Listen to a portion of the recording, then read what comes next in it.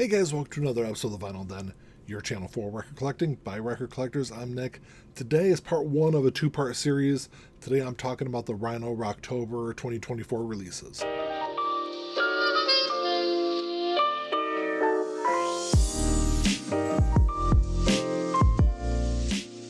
There's a bunch of links down below. You got links for the Vinyl Den Facebook group, for the merch page, for the Spotify and Apple Music playlist that I put together every week, and the Patreon page. So make sure you check all that out.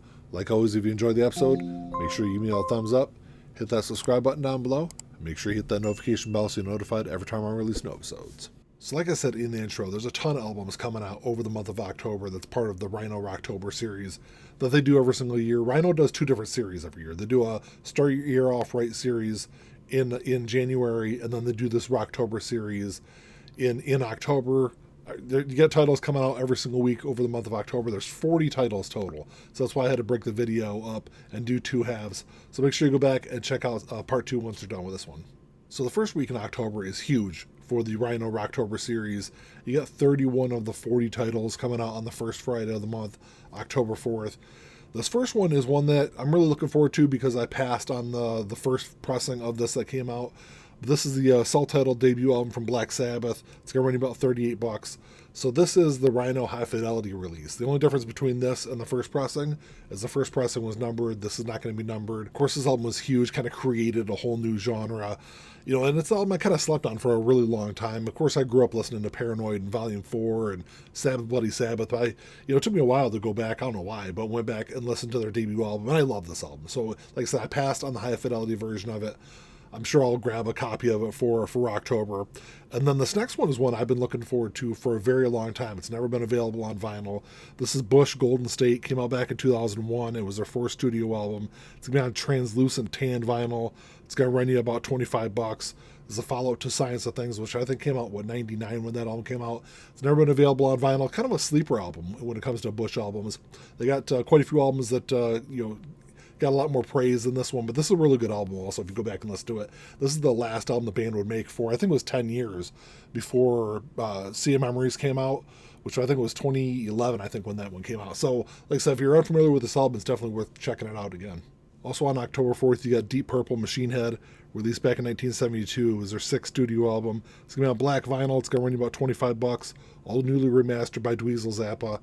And from what I've read about it, it's gotten a bunch of great reviews as far as how he remixed this album. Of course, Smoke on the Water is an absolute classic, so it's one that, I got a question mark next to that one. I've got an older pressing of it, so it depends on what reviews say about that one. Maybe I'll grab a copy. Then you got Devo, Freedom of Choice coming out. This was released back in 1980. It was their third studio album. I think this is on black vinyl. It didn't say in the description. I'm pretty sure it's on black, though. It's going to run you $40. I think it was also a 2 LP release. Of course, Whip It was the huge track off this album, pushed up to number 22 on the Billboard 200. And it's one that, took me a really long time to go back and revisit. The first two Devo albums, kind of funny thing about this album was the first two Devo albums really underperformed. They were actually on the brink of getting released by their label. The band was kind of given an ultimatum on this album. And then, of course, they released Whip It, and everything kind of changed for the good, I guess. There's also two albums coming out by the Doobie Brothers on October 4th.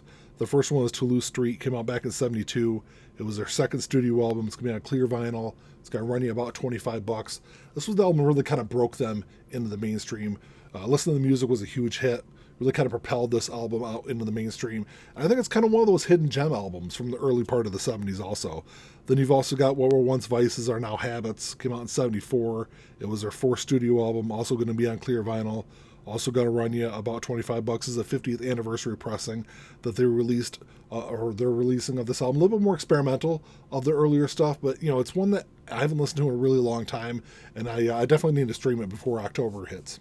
There's also a reissue of What Happened by English Beat coming out on October 4th. It came out back in 1981. It was their second studio album. It's going to be on gold metallic vinyl. It's going to run you about $25. Kind of moved away from the whole ska reggae thing that they did on their first album. I mean, it's still kind of there. Incorporated some heavier, like, African sounds on this album. Very heavily, like, politically and socially driven lyrics on this album. It's definitely a really cool album. Definitely different than their first album, though, if that's all you know from the band. And then you got Fleetwood Mac. Heroes Are Hard to Find. Released back in 1974, it was their 9th studio album. This is going to be on clear with black and bone splatter vinyl. It's going to run you about $25. 50th anniversary pressing they're doing of this album. This is the last Fleetwood Mac album with Bob Welch on vocals. Of course, the very next album was, I think, was their second self-titled album that Fleetwood Mac had done, and that was the album where Lindsey Buckingham, Stevie Nicks joined the band. So it was really kind of the end of that early period for Fleetwood Mac. There was also a pressing of Head Games by Foreigner getting released. This was released back in 1979. It was their 3rd studio album. This is going to be on translucent light blue vinyl. It's going to run you $25. It was the band's 3rd straight top 5 album.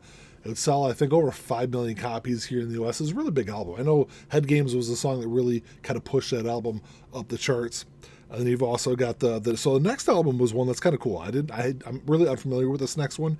I do need to check this one out. This is Tony Iommi 1996 DEP Sessions, released back in 2004. It's a collaboration with Glenn Hughes. It's going to run you about $25. So this is recorded in 96.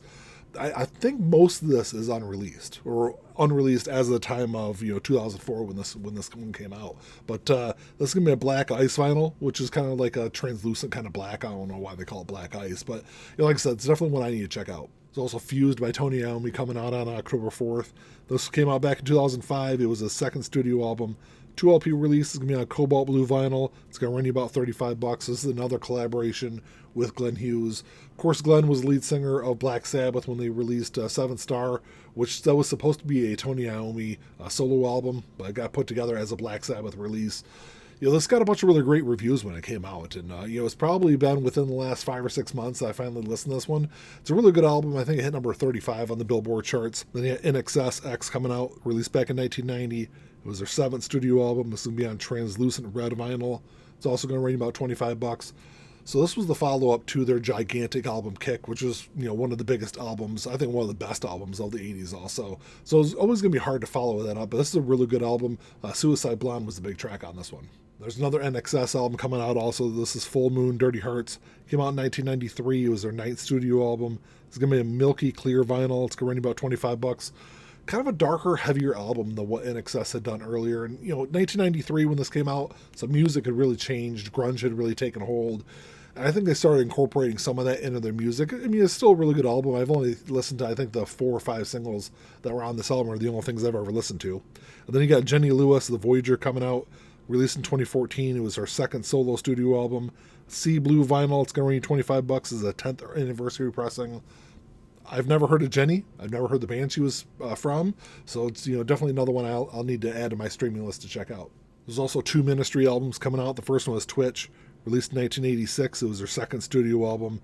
It's going to run you about $40. This is the deluxe 2 LP version. 2nd LP has a bunch of remixes, extended versions on there. This album really kind of established that really dark, heavy sound from Ministry. And then the other one is Land of Rape and Honey, came out in 1988.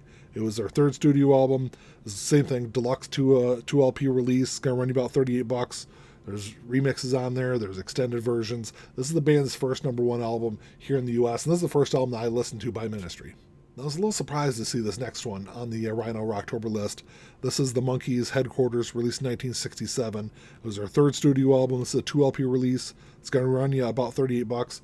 This is all mastered by Kevin Gray from the original analog tapes. I'm sure this thing's going to sound fantastic.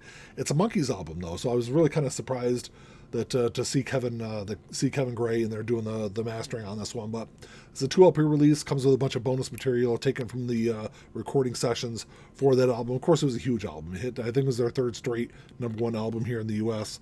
So you got that coming out, and then you got Montrose, Paper Money coming out, released back in 1974. It was their 2nd studio album. It's going to be an ultra clear vinyl, not just clear vinyl, it's ultra clear. It's going to run you $25, 50th anniversary release. So this is the band's last album with this guy goes by the name of Sammy Hagar on vocals. This is a really good album. It hit like number 65 on the Billboard charts, and it's a really cool album to kind of go back through if you're unfamiliar with it, or if you're like a casual Sammy Hagar fan, you've never listened to this album. I think this is a good one to check out. The next release is one that I'm really not familiar with, but I know a lot of people out there. I've heard a lot of people out there that are excited for this one. This is Morphine, Cure for Pain. Came out back in 1993. It was their 2nd studio album. It's going to run you about $25. It's one I definitely need to add to my stream list, because from all the people I know that have been talking about this album over the last couple of days, it might be something I'll like. And then the last one for part 1 of the series, like I said, make sure you go back and check out part 2. This is Stevie Nicks, In Your Dreams, released back in 2011. It was her 7th solo studio album. It's made on forest green vinyl. It's a 2 LP release. It's going to run you about $34. This is her first album in 10 years. And her, like, the album that came out before this, which is drawing a blank, I don't remember the name of it, and this one were like her 2 big like comeback albums, really kind of a return to form album. After she kind of dipped there in the early part of the 90s. And this is another one where it's a really good album. If you haven't listened to this one, it's definitely worth checking out. There's actually a documentary that came out, I think it was 2013, the documentary that came out for the recording of this album also. It kind of goes along with it. Well, that's all I got for you today, guys. Thanks for checking the show out. Like I said, this is part 1. Make sure you go check out part 2. This is the first 20. Next video will have the second 20, or the back half of the Rhino Rocktober releases. I'm definitely looking forward to that Black Sabbath one. I'm going to grab a copy of that. Definitely going to grab a copy of Bush. There's probably 3 or 4 question marks I've got on some other stuff from the first half of the list, but let me know what you're looking forward to grabbing. Like always, if you enjoyed the episode, make sure you give me a thumbs up. Hit that subscribe button down below. That's all I got. Until next time, keep on spinning. Peace.